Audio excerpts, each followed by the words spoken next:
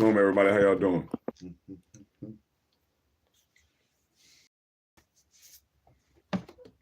Shalom, everybody. How y'all doing? Welcome back. Welcome back. Welcome back to the next episode of Reading with SHILO. What's the business with y'all, man? What's going on? We out here. I'm out here. I'm out here, man. Today. I hope everybody's doing well. We ready to pick up in part 11, man. It's part 11 of Reading with SHILO, and we're back at it to pick up in chapter 6 of The Black Jacobins by C.L.R. James, the Toussaint Louverture, and the San Domingo Revolution. Man, in chapter 6, we're about to get into Toussaint. The rise of Toussaint. Oh, man. Toussaint was on the verge in the last chapter. It was talking about some of his great feats that he was doing, you know, trying to bring immunity to everybody on the island, to all the slaves, not just the mulattoes, not just the free blacks, but to all the slaves, and Biassou and Jean-Francois and the Spaniards and the English and the British. They didn't want to do nothing. They didn't want to rock with them. The French didn't want to rock with them until the Jacobins and some other people, and they started bringing the mulatto and a free black and another white man from off of the island. And they allowed them to come into the council of up in France, where they sent out the decree after things were said and the abolishment of slavery began. And after that, that's when Toussaint getting ready to, I think he was already stomping boys a mud hole in the ass. No, hey, he about to get ready and do some more shit though. But we out here ready to read stuff, man. We ready to read some stuff. Ready to read some shit, learn some shit, grow, be better. So I hope that you up and at him. All praises to the Most High for another time to open your eyes. And we'll have all that you need to succeed. You have all that you need to succeed. If you open your eyes today, you have all you need to succeed. So the objective is, let's succeed. Let's succeed with what we have. Let's succeed. Succeed in little first, and build your way up and succeed in big. You got to. It's up to you, baby. Oh, man. Ooh, I feel good. I've been carving lately. I've been making some progress on my carvings. Hey, we've been reading good. We've been hitting chapters instead of pieces of a chapter. I think that's good. We'll see how far we can get today. How far can we traverse through the sea of pages today? I think we'll read the whole chapter 6 today. I think I'm going to smash through chapter 6. But before we get into chapter 6, man, we got to get our workout on a little bit. So, hey, get off your ass like I'm about to get off mine. And let's do something. Let's do something. 25 things. That's what I ask of you. 25 things, no matter what it is. Just do something. Jumping jacks, sit-ups, push-ups. You got weights next to you. Hit your weights. Do something. But before we do, man, you come in. Shalom, everybody. Like, comment, subscribe, share. Tell your people, SHILO out here reading shit, doing shit. It's early. I'm up and at it. They see something about getting up at 3 o'clock. I've been up since 3. I should have read, but I had to make sure everything was... I had to double back and go clean all my stuff up. Clean all the wood chips off my floor from carving. Make sure everything was straight around my house. Before we get at it, though. Now I can sit down and read comfortably. Not worried about nothing.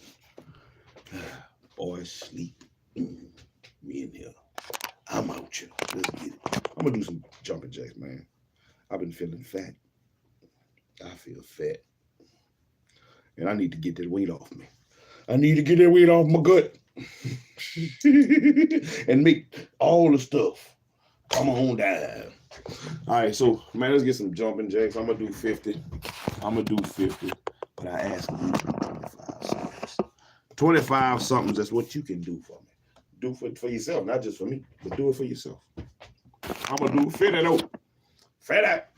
Oh, Lord, let me see. Make sure. All right, yeah, 25. Let's rock it. Let's go. 1, 2, 3, 4, 5, 6, 7, 8, 9, shit bouncing, 10, 11, 12, 13, 14, 15, 16, 17, 18, 19, 20, 21, 22, 23, 24, 25, 26, 27, 28, 29, 30, 31, 32, 33, 34, 35, 36, 37, 38, 39, 40, 41, 42, 43, 44, 45, 46, 47, 48, 49, 50 in that thing. 50 in that thing. I can't be fat. Oh, can't be fat. Don't be fat. Gotta get your mind right. And you gotta start somewhere. You gotta start somewhere. You gotta do something, man. Shalom, shalom. Wagwan. Wagwan. Ford, Sherry, laughing faces. Shit. All right, now we done worked our body. If you keep doing something, man, the more you do something, the more it'll add up. The more I read, the more books I have read. The more I exercise, the more work I will do, and the more weight I will lose. Shit. And maybe it's all in my mind, but shit, the more exercising I do, the stronger I become. Hey, we'll see. Keep pushing a little bit at a time, a little bit at a time. If you feel good, do a lot.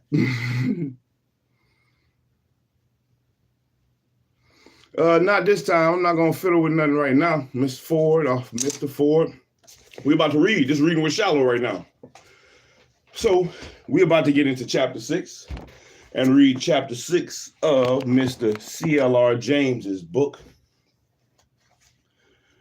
I might fiddle with something tomorrow or later on. I'll probably fiddle with something tomorrow. I got the faces. I got all the faces done. Well, not done, but at least carved down to where I can move to the next steps. So that'll be the next steps is to do the faces, finish the eyes and the other parts of this one, as well as my other one, as well as this one. I think I got it down to the most part. I'll fiddle with that tomorrow or later on today. I done just cleaned up my mess before I can make another mess. But right now it's time to read. We got to work our mind. That's what we got to do. Work our mind. We worked our body. We need to work our mind. So let's get into it. Mr. Toussaint Louverture and the San Domingo Revolution is what we read about. Chapter 6, The Rise of Toussaint in the Sea of Pages. Oh, what a beautiful cover it is. A beautiful cover. The Sea of Pages, led to us by Mr. C.L.R. James, the Black Jacobins. The Black Jacobins. The Toussaint Louverture and the San Domingo Revolution. This is part 11. Part 11 and chapter 6. We are almost halfway through the book. Almost halfway. Oh, man. So get your mind right and ready. Oh, yeah. So whatever words, once again, if this is your first time, welcome. And if it's your first time, whatever words I don't know or don't understand, need some further comprehension on, I will look it up. Whether it be by the Terminator or old school dictionary, which I would much rather it be in the old school dictionary, but sometimes the Terminator comes in a lot more helpful because it'll give me the pronunciations of it, which sometimes I need. I need that pronunciation to make sure that I'm saying it right and reading it right. Shalom, Jim. Jim 20. Let's go. Chapter 6. The Rise of Toussaint. The relationship of forces in San Domingo was now completely changed, and although few recognized it fully at the time, Toussaint and the blacks were henceforth the decisive factors in the revolution. Toussaint was now a French officer in command of an army of some 5,000 men, and holding a line of camps or fortified positions between the North Province and the West, and had pushed his way into the West Province as far as the right bank of the Artibonite, and Regard in the south had taken the lead over Bovis and was occupied with his own campaign against the British. The Republic, weak on the sea, could send no assistance, and both British and Spaniards, thanks to the British fleet and the British wealth, were well supplied with money and arms.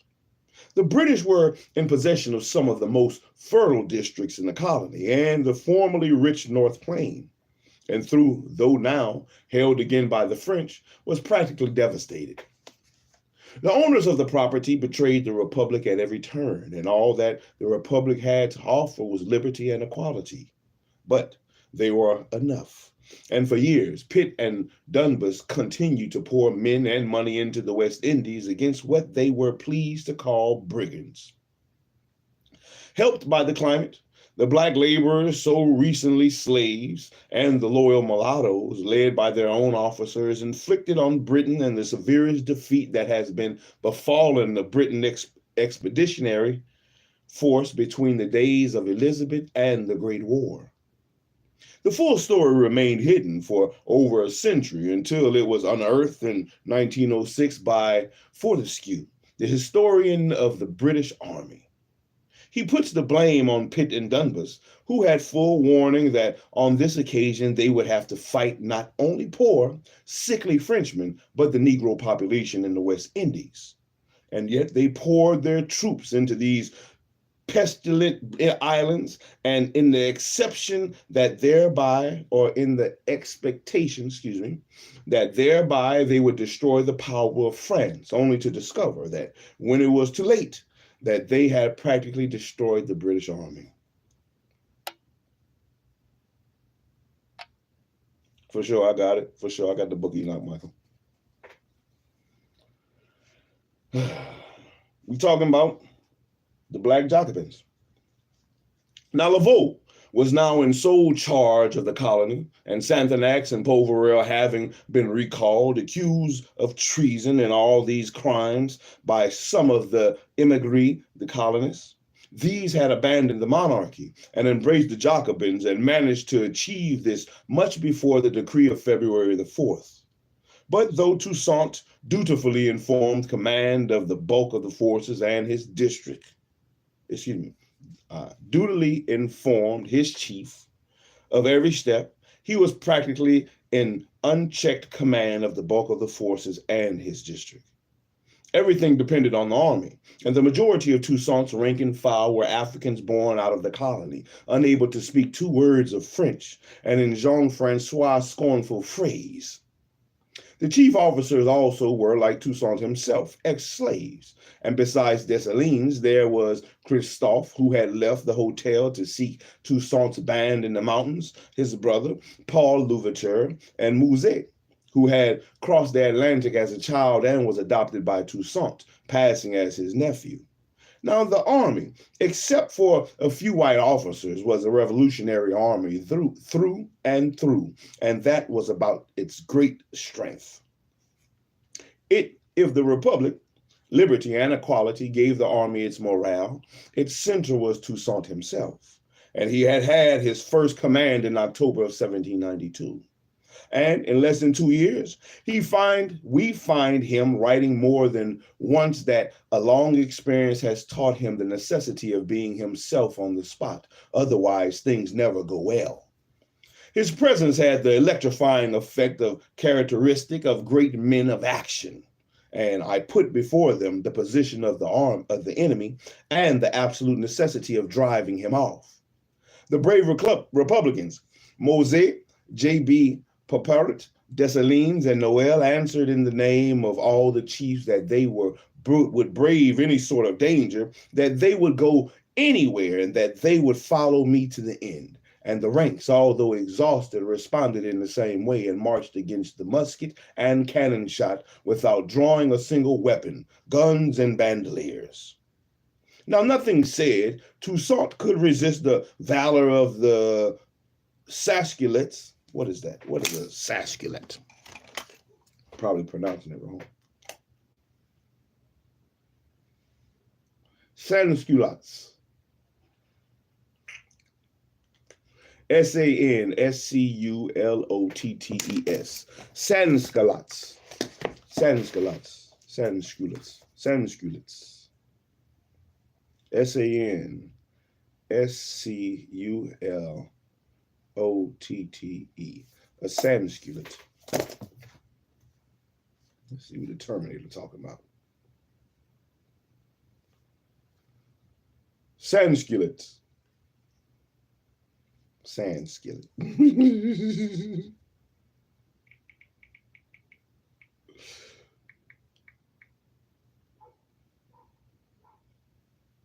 Sansculotte. Sansculotte. Lower class of Parisian Republic in the French Revolution. A sansculate. On one occasion, when ammunition had given out, they fought with stones. They lived with the men in charge at their head, and if cannon was to be moved, he himself helped, and once getting a hand badly crushed in the process. All knew him from the few months before when he was merely old Toussaint, and he shared all their toils and their dangers. But he was self-contained, impenetrable, and stern, and with the habit and manner of a born aristocrat. I have received your letter, as well as the minutes of your meeting. He writes to some of his officers. I have noted with pleasure the manner in which you have repulsed the enemy, and I have only praise for the way in which you have exterminated him with a courage worthy of good republicans. But I see, citizens, with much pain, that the orders which I have given you 3 times running to move on to the territory of your enemies and drive them from it have not yet been put into execution. And if you had condescended to execute the orders which I had sent to you, all the camps on the other sides of the Artabeat would have been destroyed, and you have trampled my orders into the dust. His extraordinary abilities, his silence, and the sharpness of his tongue when he spoke kept even his most trusted officers at a distance, and they worshipped him, but feared rather than loved him. Even Dessalines, the tiger, was afraid of Toussaint, and this excessive reserve and aloofness, though they grew on him and would one day have their full consequences, were the inestimable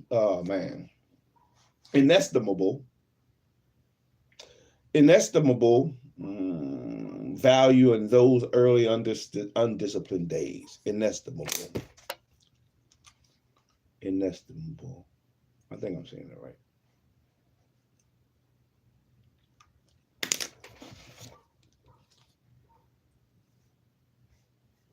Inestimable. Here's the definition of inestimable. Yeah. Too great to calculate. I'm out you. Inestimable. Too great to calculate. Though they grew on him and would one day have their full consequences, were of too great to calculate value in those early undisciplined days. Were too great. They were of inestimable value. Inestimable value. The troops often were without even food and had to go looking for sugarcane. And even when some arms did arrive in August, they were no good. And I have received 2,000 guns, but they are in bad condition. I shall get them repaired. Many are too short, and these I shall give to the dragoons. And many of the guns in the 7th and 8th regiments are no good. Now the British and the Spaniards, having all they wanted and knowing the condition of Toussaint's men, sent agents among them, offering them arms and accoutrements and good pay. From Laveau to the laborers, the British made their offers of money. But there is no record of any notable success with Toussaint's men, and the morale of the Revolutionary Army was too high. Toussaint had the advantage of liberty and equality in the slogans of the revolution, that they were great weapons in the age of slaves. But the weapons must be used, and he used them with the fencer's finesse and skill. Bands of Maroons infested the war area, and the most powerful a band of 5,000 under Dieudonné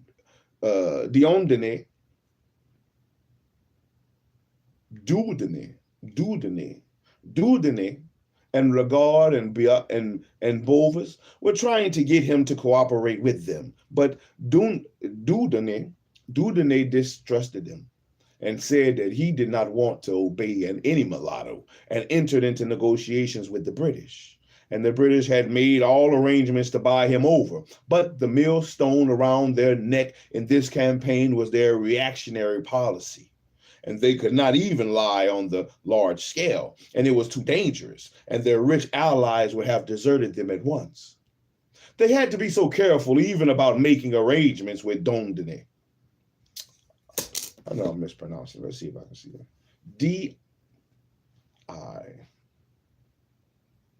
Let me spell it.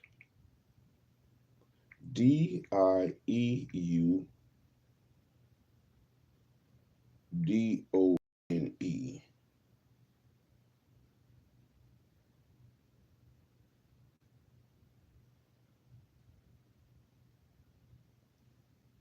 No, that's not him.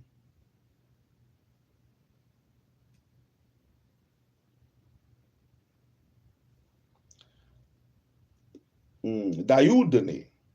The French name Dieudonné is pronounced Dieudonné. The name means God-given and is a vernacular form of the Latin Diondonatus. I wish, let me see how you pronounce it. Pronouncenames.com.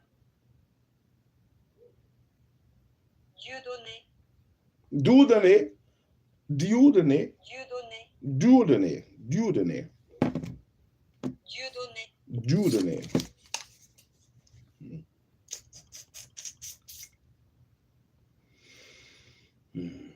They had to be so careful even about making arrangements with Dieudonné, and they have to get suspicious. And that he got suspicious and withdrew. Now, Bovis and Regard heard about Dieudonné's negotiations with the British and begged Toussaint to use his influence. And with a single one of his dictated letters, Toussaint changed the whole situation. I cannot believe the painful rumors that are spreading about you, that you have abandoned your country to ally yourself with the English, sworn enemies of our liberty and equality. Can it be possible, my dear friend, that at the very moment when France triumphs over all the royalists and recognizes us for her children by her beneficent decree of the 9th Thermidor, accords us all our rights for which we are fighting, that you should let yourself be deceived by your ancient tyrants who are only using one half of our unhappy brothers in order to load the other in chains?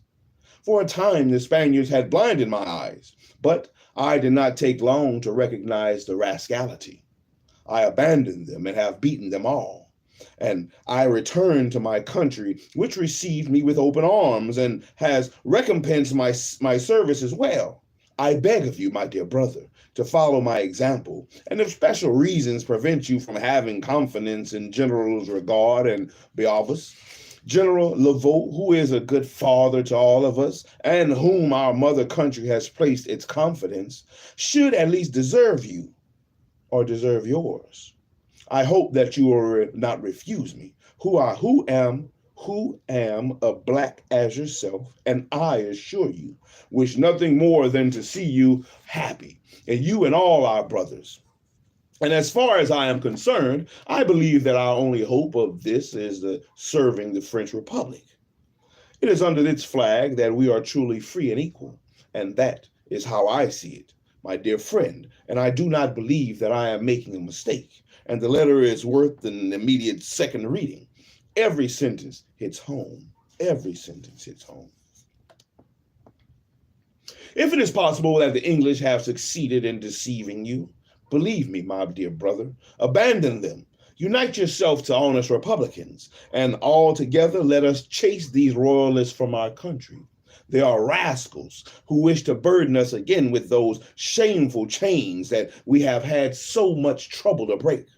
He begged for unity. And remember, my dear friend, that the French Republic is one and indivisible, and it is that which gives it its strength and has made it victorious over all the enemies. Time would show to what degree Toussaint was sincere in these constant references to the French Republic. His envoys took this letter to Dundonna's camp and read it to the assembly troops, or the assembled troops.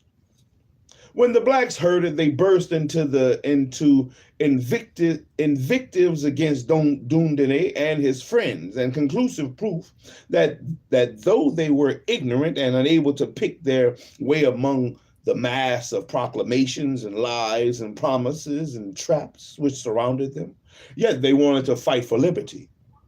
Now, Lapum Dundonna's second in command, profiting by this delusionment, arrested Dundonna and two of his followers on the spot. This also was the work of Toussaint, who had instructed his men that if Dundonna was completely won over by the British, they were to take some of the other chiefs aside and with the utmost energy show them that they were being deceived.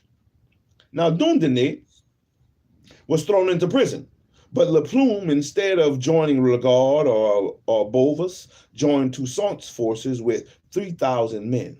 And Toussaint wrote hastily to Laveau, begging him to make Laplume a colonel. I assure you that this will produce the best effect. And Laveau sanctified the appointment. And Regard and Beauvais,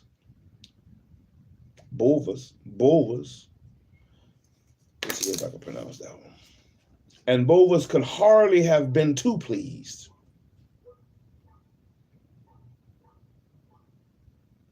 B-E-A-U.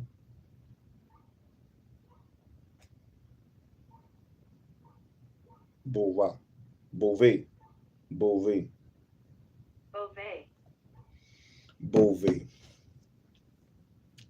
Regard and Beauvais could hardly have been too pleased. A force of 3,000 men was an immense acquisition, and Toussaint had won them by a letter and a deputation. If the army was the instrument of Toussaint's power, the masses were its foundation, and his power grew with his influence over them. Just out of the degradation of slavery, they had come into the world of indiscriminate murder and violence, and the Spaniards invited 800 French back from the United States to Port-au-Prince. And after a church sermon, the priest, Vasquez, gave the signal to Jean-Francois, who had spent the morning with him in the confessional box, and the Spanish soldiers joined with Jean-Francois' band and quietly murdered over 1,000 French people, men, women, and children. They at least would never claim their property again, and such were the models of civilization for the ex-slaves. Great tracts of the West Province were continually being fought over, devastated, and burnt. And in the war areas, rich or poor, black and white, all starved. And little wonder that the black laborers were constantly in a state of insurrection. Fear of the restoration of slavery was always the cause of the trouble. And the British had no intention of abolishing slavery, neither had the Spaniards. Permission to form black regiments was only given in 1795. And even then, it was most positively forbidden that any who served in the British should be promised freedom. Man, it don't even seem like, why would you want to fight for them when the French is giving you freedom? Viva la France! No,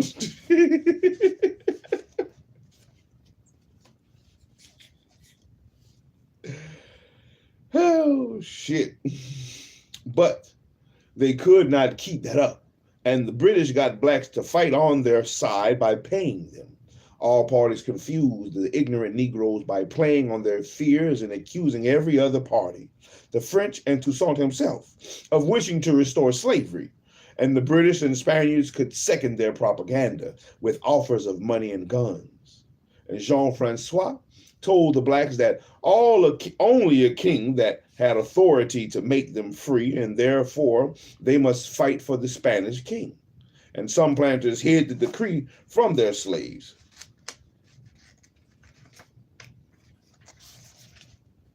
The blacks already distrusted the white planters, and now the machinations of the British and Spaniards were teaching those who were learning to understand politics that nearly all whites in the colonies were the same. Birds of prey, feeding on the ignorance and inexperience of the great masses of the black laborers. For these blacks, lacking civic discipline, running wild in a country torn by revolution and war, knowing only that they wanted to remain free, yet confused and deceived by all parties, for them, Toussaint had a deep and passionate sympathy. "Oh, you Africans, my brothers," he addresses them in a proclamation. "You who have cost me so many fatigues, so much labor, and so much worry, you whose liberty is sealed with more than half of your own blood, how long will I have the mortification of seeing my misled children fly the counsels of a father who idolizes them?" Autocrat though he was, that is the way he felt about his people, and it is always the blacks who suffer the most, was an expression often on his lips, and one can feel his spontaneous horror at the news of a rising provoked by the British among the cultivators of the district in the North Province. You will not have much difficulty in divining whence has come this terrible blow. Is it then possible that the laborers will always be the plaything and the instruments of vengeance of those monsters whom hell has loosed upon this colony? The blood of so many victims cry for vengeance, and human and divine justice cannot delay to confound the guilty. At the first hint of insurrection, he would go himself, and the most difficult districts were around Limbe, Plaisance, Marmalade, and Port-de-Paix.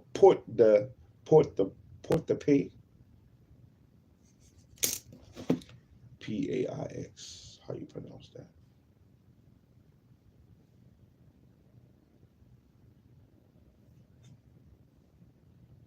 P-A-I-X. P. Port-de-Paix. That was correct.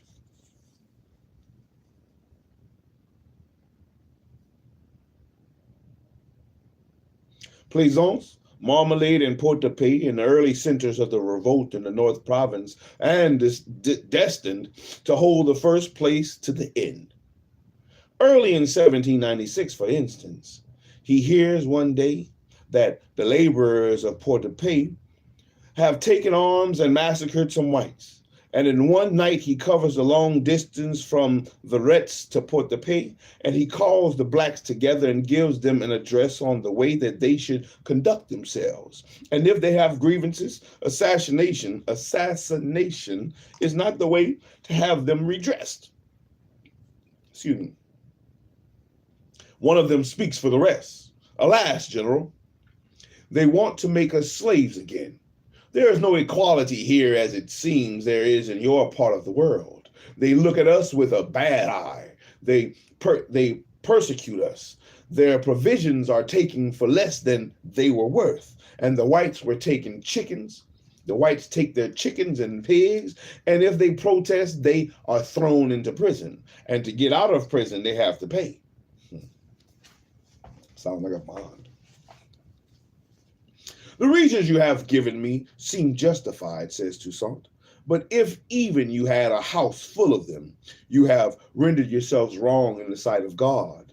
They begged him to organize them, fix everything, and we shall be so good that everybody will be forced to forget that we have just done what we have just done.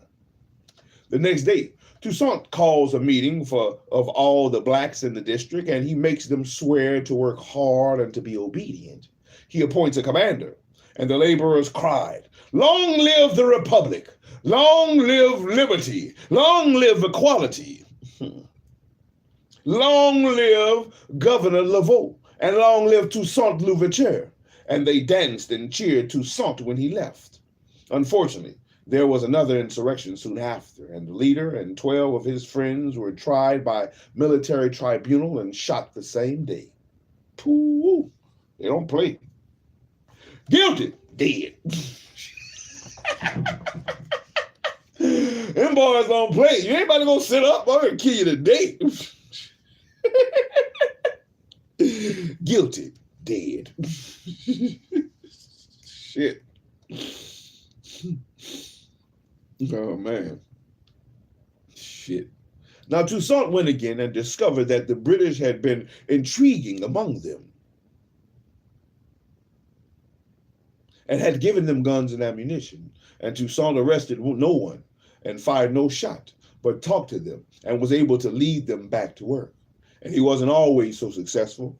I went myself to speak to him and to speak to them and tried to make them see reason. And they armed themselves, and I received as thanks for my pains a bullet in my leg, from which I still feel some lively pain.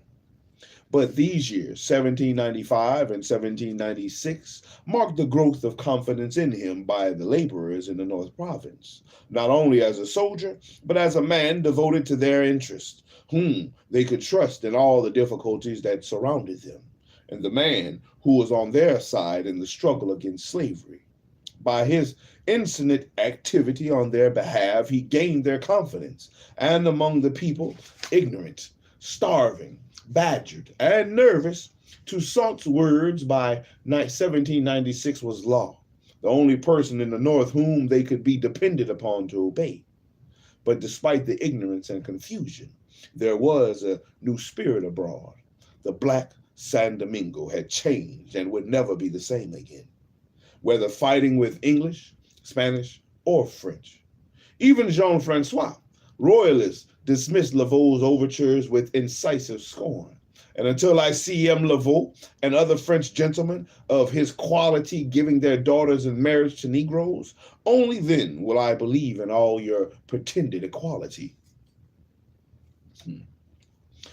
All the French blacks, from the laborers of Port-de-Paix, demanding equality, to the officers in the army, were filled with an immense pride at the being citizens of the French Republic, one and indivisible, which had brought liberty and equality into the world. And officers of different colors would not accept invitations offered to one group as good Republicans. They refused to bow and scrape before the Spanish Marquis, who raged at the impertinence of these blacks. And 5 years of revolution had wrought these astonishing changes.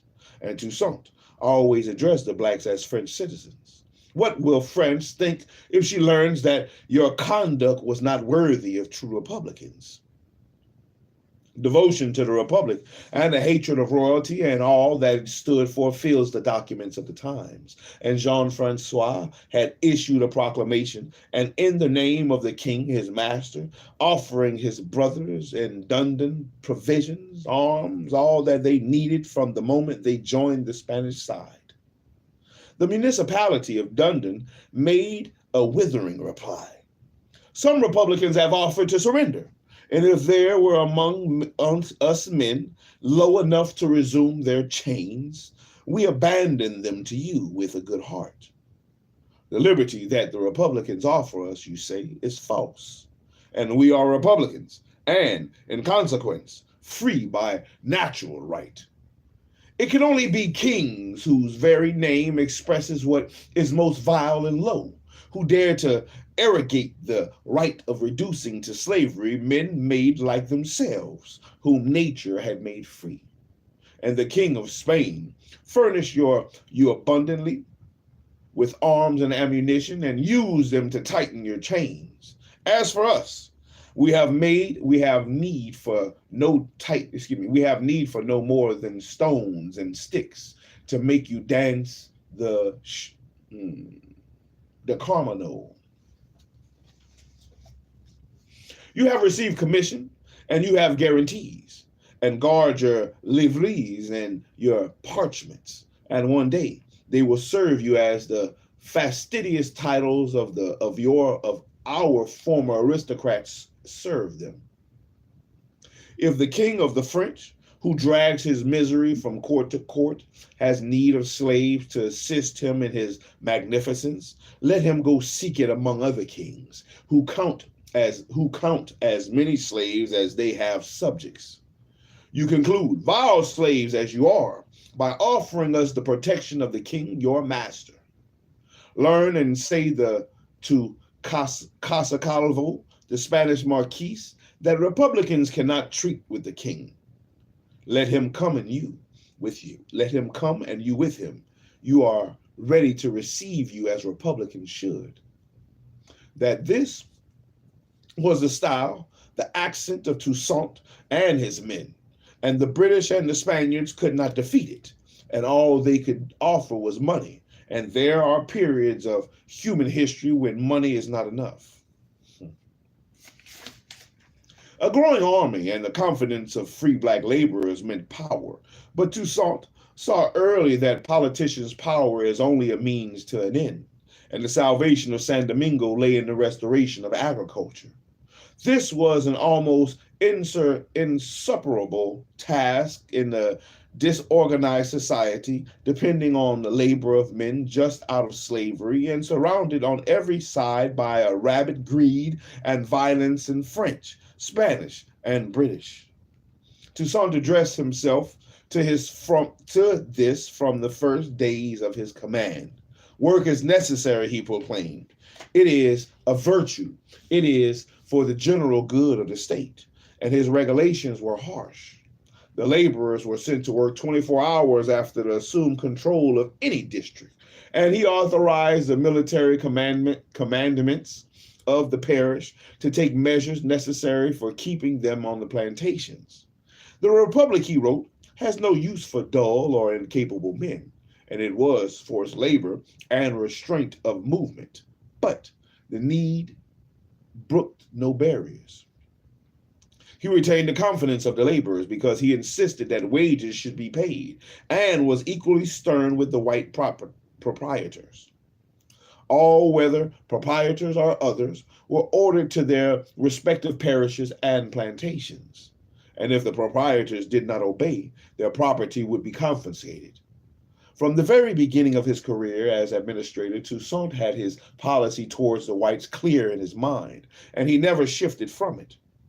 He knew these owners of property, French today, British tomorrow, royalists, Republicans, utterly without principles, except in his so far as these helped to preserve their plantations. But they had knowledge, education, and experience which the colony needed if it was to be restored to prosperity. They had traveled in France and in America, and they had culture, which only a section of the mulattoes had and none of the slaves. Toussaint therefore treated them with the utmost forbearance, and being helped by an unwarped character which abhorred the spirit of revenge and useless bloodshed of any kind. No reprisals was the constant adjuration to his officers after every campaign. And it was their plantations these whites wanted, and he gave them their plantations, and always ready to forget their treachery if they would work the land. Once, on taking Mirabellis from the British, he found that more than 300 white immigrants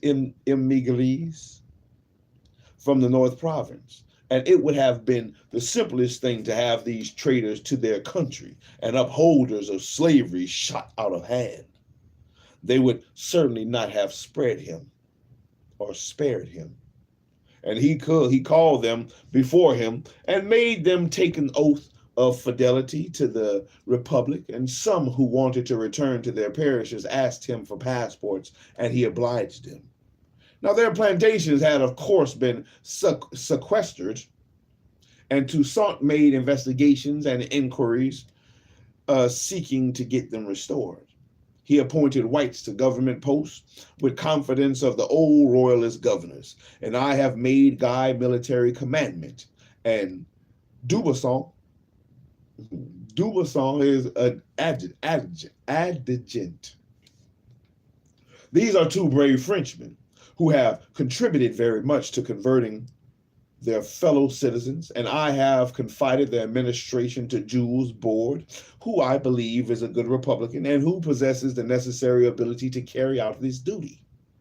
He has the goodwill of his fellow citizens who approve of my choice. He recommends another white Creole who accompanied him on the expedition and has conducted himself honorably. I feel fairly certain of his citizen.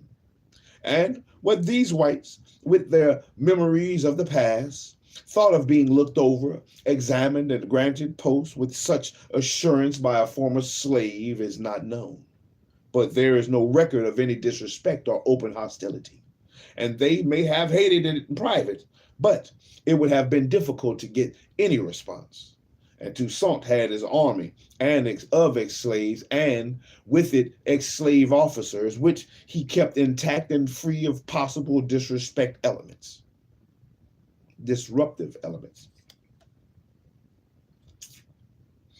But he was so genuinely kind to the whites in their distressful condition that they could not fail to appreciate it. My heart, he writes to Laveau, at the news of the insurrection. My heart is torn at the fate which has befallen some unhappy whites who have been victims of the business. And that was the way he felt about all people, blacks and whites. The whites grew to recognize that he could always be depended upon to protect them from the laborers ready to massacre them at the slightest hint of any return to slavery. And as they learned to trust him, many of them came back to their plantations. And white women told Laveau the attentions and the assistance that they have received from the astonishing man called the old ex-slave with his despised black skin, their father. In Laveau's own words, the parish of Petite Riviere, where he visited Toussaint, offered the satisfying spectacle of more than 15,000 laborers back to work, all full of gratitude to the Republic, blacks, whites, mulattoes, laborers, proprietors, all blessing the virtuous chief whose care maintained among them order and peace.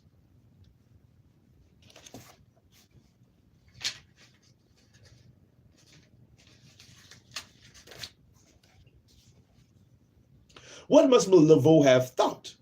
Ex-count of Ancien regime and a cultivated Frenchman of a cultivated age, as he received week after week these letters from Toussaint, the ex-slave. Very wonderful letters, some of them are. And Toussaint was equally master of a proclamation, a delicate piece of maneuvering of his epistle of Dundee, or a military dispatch. The enemy had not taken the precaution to establish on the St. Mark Road reserve camps to protect his retreat, and I used a trick to encourage him to pass by the highway. This is how. From the town of Varetz, he could see all my movements, and so I made, these towns, this is Louisiana towns. Plaisance, I'm in Plaisance. Varetz, I think that's by New Orleans. I think Varetz is by New Orleans. Mandeville, these are all Louisiana towns or Louisiana cities. From the town of Varetz, he could see all my movements. So I made my army defile on the side of the Mirabalis, where he could see it, so as to give him the idea that I was sending large reinforcements there. And while a movement after I made it re-enter the town of Petite Riviere behind a hill without his perceiving it, he fell right into the snare, seeming even to hasten his retreat. And I then made a large body of cavalry cross the river, putting myself at the head of it in order to reach the enemy quickly and keep him busy, and in order to give time to my infantry, which was coming up behind with a piece of a cannon, to join me. This maneuver succeeded marvelously, and I had taken the precautions to send a 4-inch piece of cannon from Petite Reverie to the Moreau plantation at Detroit in order to batter the enemy on the right flank during his passage.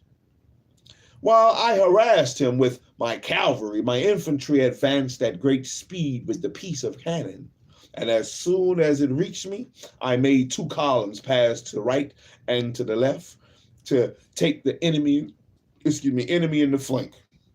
And as soon as these 2 columns arrived with pistol shot, I served the enemy in true and public fashion. He continued his way, showing all the time a brave front. But the first cannon shot that I caused to be fired among his men, and which did a great deal of damage, made him abandon first a wagon and then a piece of cannon. I redoubled the charge, and afterwards I captured the other 3 pieces of cannon, 2 wagons full of munitions, and 7 others full of wounded, who were promptly sent to the rear. And then it was that the enemy began to fly in the greatest disorder, only for those at the head of the retreat to find themselves right in the mouth of the piece of cannon which I had posted at Detroit on the Moreau plantation. And when the enemy saw himself taken in front, behind, and on all sides, then that fine fellow, the impertinent Desources, jumped off his horse and threw himself into the brushwood with the debris of his army, calling out, "Every man for himself!" Rain and darkness caused me to discontinue the pursuit, and this battle lasted from 11 in the morning till 6 in the evening, and cost me only 6 dead and as many wounded. I have strewn the road with corpses from the distance of more than a league, and my victory has been most complete. And if the celebrated Desources is lucky enough to re-enter St. Mark, it will be without cannon, without baggage. In short, what is called with neither drum nor trumpet. He has lost everything, even honor, if vile royalists are capable of having any. And he will remember for a long time the Republican lesson which I have taught him. I have pleasure in transmitting to you, General, the praises which are due to Dessalines, the battalion of the Sans-Culottes, above all, which saw fire for the 2nd time, showed the greatest courage. And here is not only the born soldier, but a born writer. The dispatch has the authentic ring of the great captains, and Desources' corpse was a famous corpse of the white Creoles, and the news of his victory of the black Sans-Culottes over the old planters spread over the colony, lifting the prestige of the blacks and concentrating attention on Toussaint. In administration, as in war, it was the same. Laveau, from the beginning, seems to have allowed Toussaint carte blanche, and Toussaint made himself into a whole cabinet like a fascist dictator, except that he actually did the work. The British have made a breach in the Artibonite River. In order to flood the lower part of the plain and prevent his soldiers from advancing further, the rains had so widened this breach that it was at least 200 feet wide, and he was blocking it with roots, wood, and rocks. And he has made more than 800 men work at it for 8 days already, and he will keep them at it until they are finished, because if the leaves of this state, when the rainy season comes, the country would be devastated by the overflowing of the river, the cultivation ruined, and he can't have that. It seems to me, he warns Laveau, that you should send some boats with cannons to cruise before Carcal, Lemonade, and etc., so as to prevent neutral vessels landing in any of these ports. It is to our interest to intercept the provisions and the help that they can receive by sea. Now, Spain and France made peace at the Treaty of Bale in September 1795, and Toussaint warns Laveau not to think that the Spaniards will observe neutrality. He knows they will. He knows them well. They hate liberty for the blacks. They will certainly continue to keep contract with the British, and Laveau should continue to guard the communications. He moves the town of Verret, and it is in the bad position for defense, being dominated by neighboring ground. He traces the plan of a new town in the middle of a superb level savanna, absolutely open. War, politics, agriculture, international relations, long-range problems of administration, minor details. He dealt with them as they came and took decisions and gave advice to Laveau, but characteristic of his tact, always as a subordinate. And when Laveau neglected to take his warning of Spanish treachery, reaped his reward. Toussaint gave him a gentle, "I told you so." Even after decisions that he must have known were irrevocable, he submits them as subject to Laveau's approval. In no letter does he find it necessary to explain any charge or complaint made against him by Laveau. Yet he writes, "I shall always receive with pleasure the reprimands that you address to me, and when I deserve them, it will be a proof of our friendship that you have for me." A strong personal friendship grew up between the two men, and so diverse in origin, brought together by the Revolution, Laveau And Laveau was kind-hearted, upright, and devoted to Negro emancipation. Toussaint, infinitely suspicious and very reserved, had absolute faith in Laveau and never trusted any other man, black, white, or brown. Now, Laveau had the same feelings towards him, and a letter of Laveau to Toussaint that remains is addressed to his most intimate friend.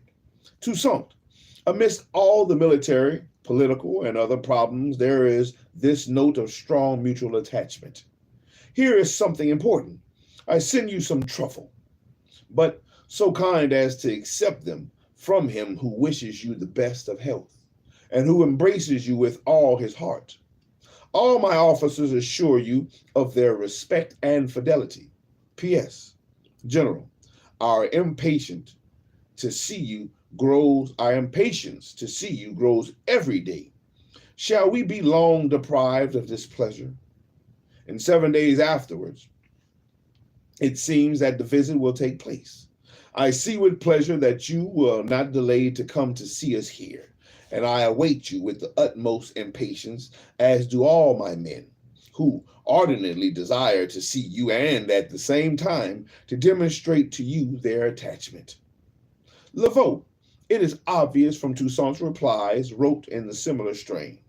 Toussaint graciously acknowledges his commander's graciousness, and I don't know how to express my thanks for all the pleasant things that you have said to me, and how happy I am to have so good a father who loves me as much as you do.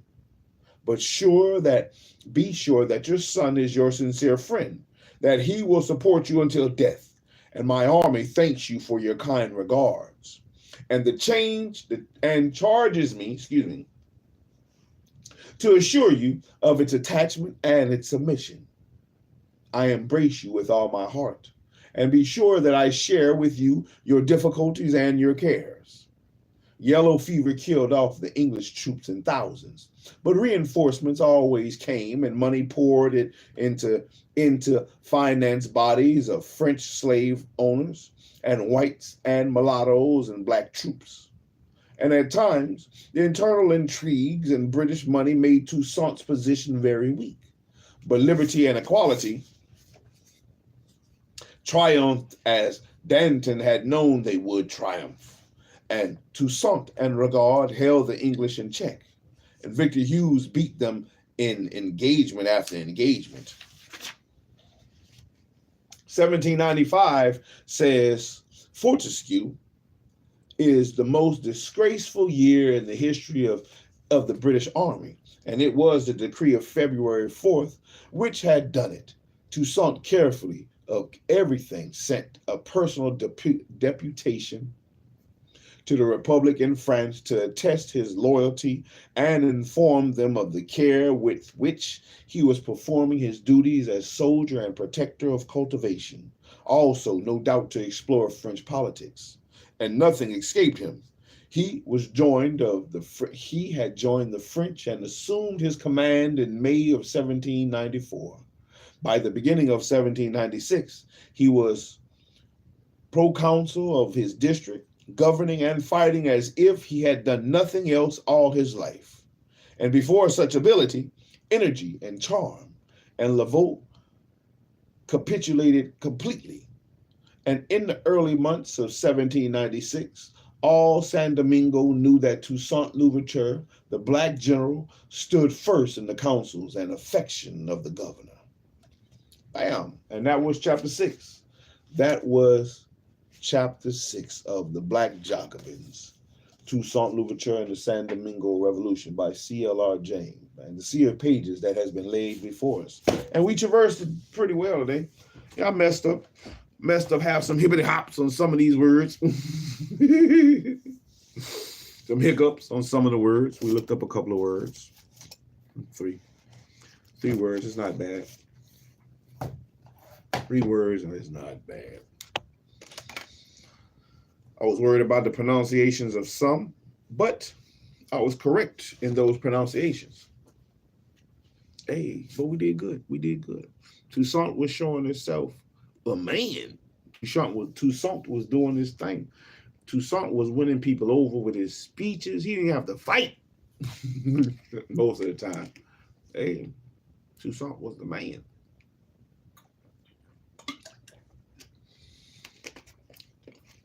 I know this shit don't help me lose no weight, but sometimes I be needing something with some taste.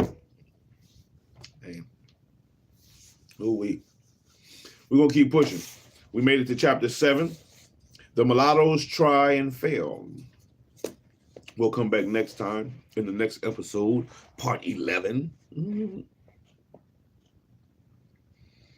Or is this part 11? I'll have to come back. We'll come back next time in part. Hold on. Let me see what part is going to be.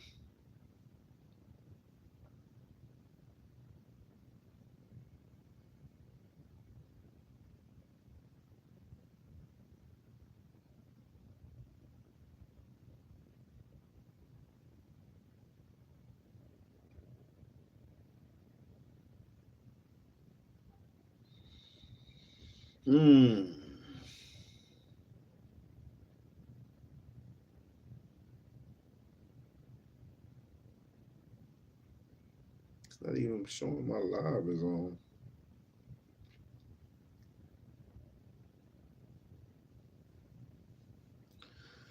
Oh man, hold up. Bum, bum, bum, bum, bum. Whoa.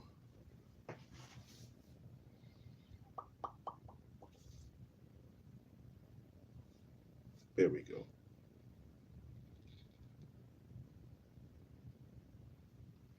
We're going to be back with next time.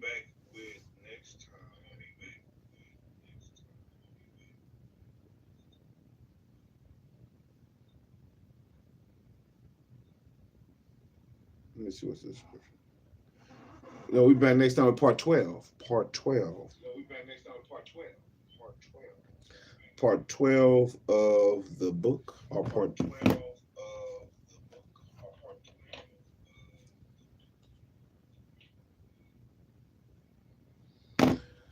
And see what the mulattoes tried and failed at.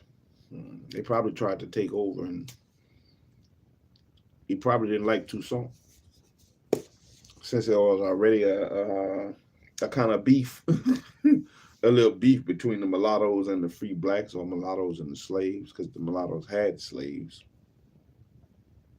There was already a situation between them. So most likely that's what the case was. They tried and they failed. But that'll be chapter 7. And when we do part 12, Lord willing, later on today, we'll come back with part 12, and jump into chapter 7. And keep moving along until we reach we're almost at the middle of the book. We're almost at the halfway point. Let me see how long chapter 7 is. Not long at all. Chapter 7 is not long at all. Yeah, we'll make it through chapter 7.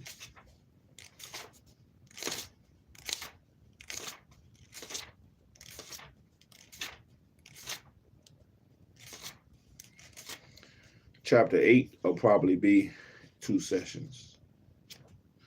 Chapter 7, shit, we might read that shit in 30 minutes. Hey, but that was chapter 6. That was chapter 6. The rise of Toussaint. Hey, Laveau, him and Laveau had a good relationship, man. Everybody talked good about Toussaint. Everybody had confidence in Toussaint. I think that's a good thing to have. You know, especially in times of war, you need men that people are going to follow. You know, and follow, as he said, to the end. You know, what a confidence it was. I know when I was in the military, we was fighting in Iraq under incompetent men. Oh boy, men you can't trust. Oh, I'm like, how did these dummies get leadership? Oh man, who put these people in charge? They need to be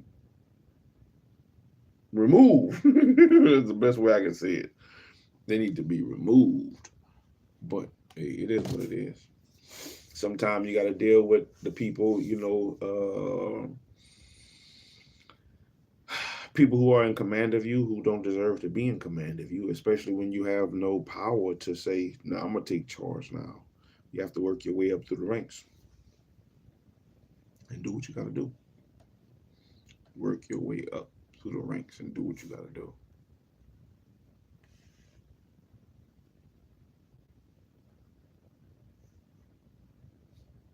But hey, it is what it is. Let's keep pushing. That'll be that. We have worked our body. We have worked our mind for sure. Let's work our body again, man, so we can close this out. You have all that you need to succeed. So let's succeed, man. That's what we got to do. Succeed. Succeed at little, succeed at great. The same way Toussaint succeeded.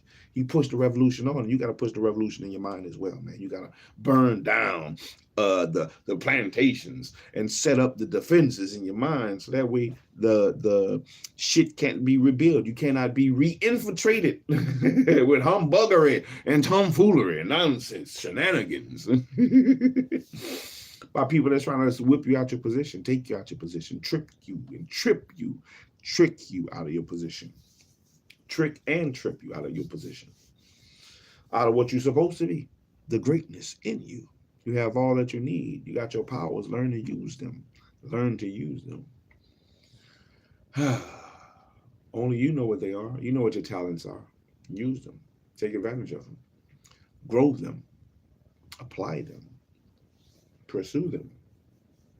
So we did 50 jumping jacks, man. I'm going to do 50 more jumping jacks. That's going to put me at 100.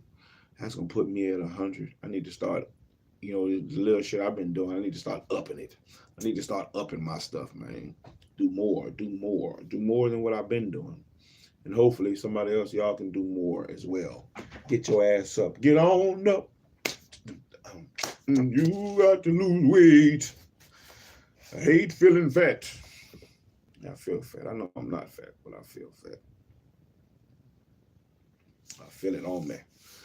I ain't got no six-pack, so I feel fat. I gotta work on a six-pack. Ooh. Yeah, but worked our mind, worked our body. Worked our body, worked our mind. Let's work our body again. Man, like, comment, subscribe, share, tell your people, man, SHILO out here reading shit, doing shit, building shit, learning shit. We growing shit. We about to be in some shit. I'm out here. I'm out here, baby. Let's get it. Let's get it. Anyway, do 25 somethings. 25 something is the captain of the ship, like Toussaint. Man, I'm going to lead the way. I'm going to do 50 somethings, man. 50. So you do 25. That's all I need from you. 25. I don't know what you going to do. But I'm going to do 25. I'm going to do 50. I'm going to do some jumping jacks. That's what I'm going to do. Jumping jacks help to work the areas. Definitely areas that you need. I need. I don't know about you. I need. So let's get it. 1, 2, 3, 4, 5, 6, 7, 8, 9, 10, 11, 12, 13, 14, 15, 16, 17, 18, 19, 20, 21, 22, 23, 24, 25, 26, 27, 28, 29, 30, 31, 32, 33, 34, 35, 36, 37, 38, 39, 40, 41, 42, 43, 44, 45, 46, 47, 48, 49, 50. 50 on the boys. 50! Swiftly. I did 50. I had to move swiftly. Get your body right. Get your mind right.